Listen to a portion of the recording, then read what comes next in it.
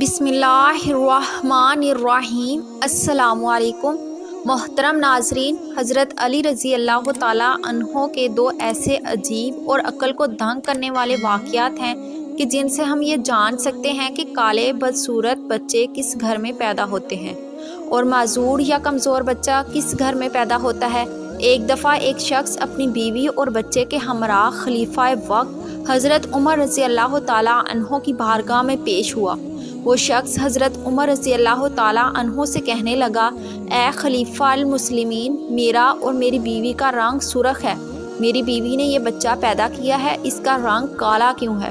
مجھے تو ایسا لگتا ہے کہ یہ بچہ میرا نہیں، میری بیوی نے کسی کے ساتھ بدکاری کی ہے جس وجہ سے اس بچے کا رنگ ہم دونوں کے ساتھ نہیں ملتا۔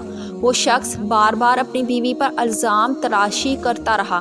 بیوی نے روتے ہوئے حضرت عمر رضی اللہ تعالیٰ عنہ سے کہا، اے خلیفہ مسلمین، میں سچ بول رہی ہوں، میں نے کبھی امانت میں خیانت نہیں کی، یہ میرا خاوند ہے اور یہ بچہ اسی کا ہے۔ میں نے ہر وقت اپنے شوہر کے ساتھ وفاداری نبھائی ہے۔ میں نے ہمیشہ اپنے خاوند کی غیر موجودگی میں اپنی عزت کا خیال رکھا ہے۔ میرا شوہر مجھ پر یقین نہیں کر رہا۔ شوہر نے کہا، اے خلیفہ مسلمین، میری بیوی جھوٹ بول رہی ہے، یہ بچہ میرا نہیں ہے، یہ بچہ کسی اور کا ہے۔ اگر یہ بچہ میرا ہوتا تو اس کا رنگ روپ میرے جیسا ہوتا۔ اس بچے کو دیکھ کر صاف صاف نظر آتا ہے کہ یہ بچہ میرا نہیں ہے۔ میری بیوی جھوٹ بول رہی ہے۔ بیوی مسلسل زاروں کی طرح رو رہی تھی۔ خاوند اپنی بیوی کی ایک بات سننے کو تیار نہ تھا۔ یہ معاملہ بہت پیچیدہ تھا۔ حضرت عمر سوچ میں پڑ گئے کہ اس معاملے کو کس طرح سے حل کیا جائے۔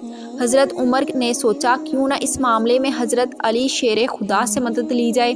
چنانچہ حضرت عمر خاوند، بیوی اور بچے کو ساتھ لے کر حضرت سیدنا علی کے پاس چلے گئے۔ انہوں نے حضرت سیدنا علی کو سلام پیش کیا۔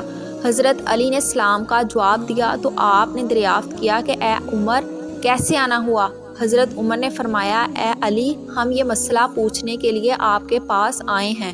حضرت سیدنا علی نے خاوند سے کہا، اے بندے، میں جو کچھ پوچھوں گا تم نے اس کا جواب سچ سچ بتانا ہے۔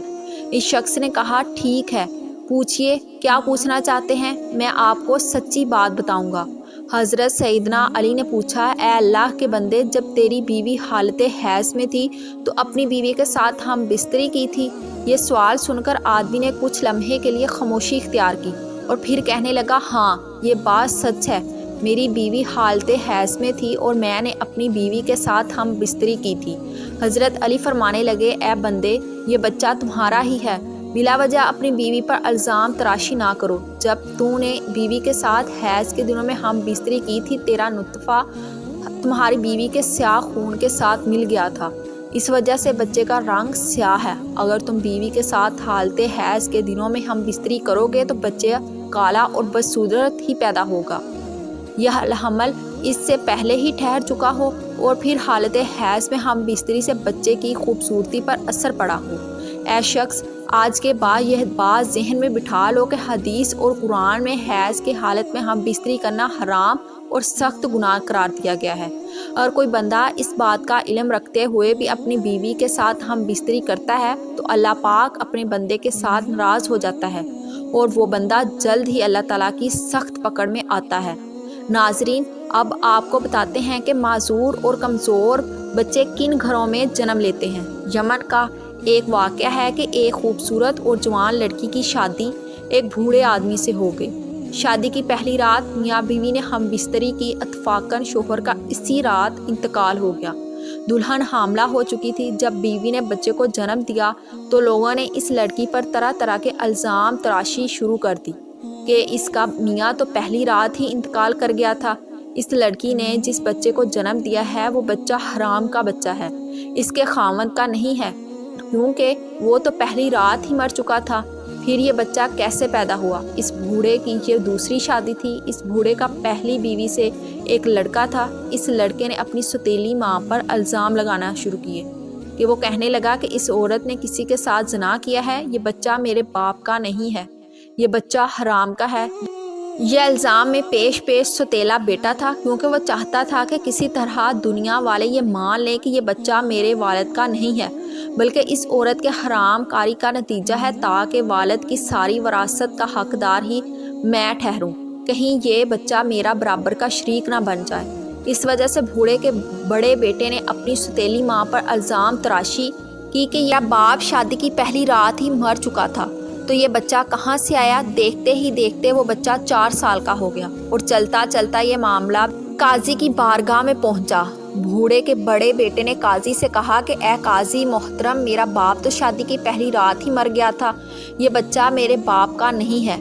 اس عورت سے پوچھا جائے کہ یہ بچہ کس کا ہے، میں اس بچے کو اپنا بھائی ماننے کو تیار نہیں ہوں۔ اس طرح بیٹا کچھ گواہوں کو اپنے ساتھ لے کر آیا تھا۔ گواہوں نے اب یہی گواہی دی کہ اس کا باپ تو پہلی رات ہی مر چکا تھا، یہ بچہ اس کا بھائی نہیں ہے۔ یہ باتیں سن کر قاضی کو یقین ہو گیا کہ یہ بچہ عورت کی بد چلنی کا نتیجہ ہے۔ چنانچہ قاضی صاحب فیصلہ کرنے ہی والے تھے کہ حضرت سیدنا علی عدالت میں تشریف فرما ہوئے۔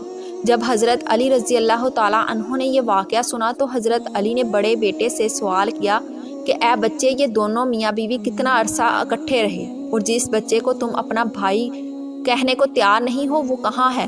بڑے لڑکے نے جواب دیا کہ اے سیدنا علی، وہ بچہ اس وقت ہمارے پاس نہیں ہے۔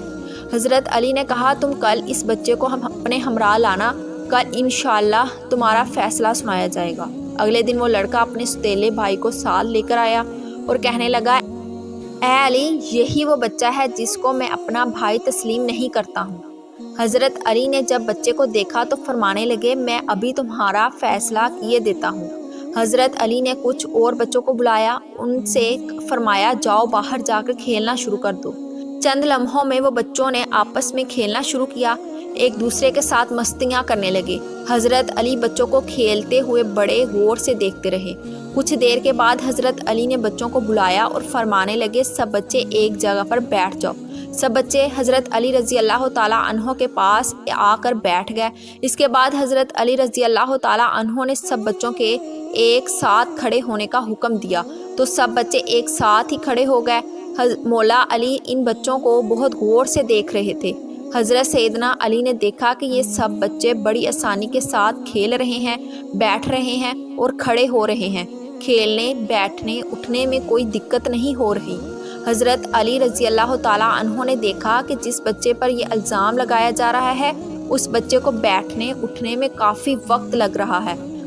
آپ نے فیصلہ یہ سنایا کہ یہ بچہ اسی بوڑھے شخص کا ہے، کیونکہ اس بچے میں کچھ کمزوریاں ہیں جن کو دیکھ کے یہ ظاہر ہوتا ہے کہ یہ بچہ بوڑھے باپ کا بچہ ہے۔ باقی سب بچوں کو کسی قسم کی دقت نہیں ہو رہی، وہ بآسانی سے چلتے پھرتے اور کھیلتے ہوئے نظر آتے ہیں، ان میں کوئی کمزوری نظر نہیں آ رہی، کیونکہ وہ ایک جوان باپ کی اولاد ہے۔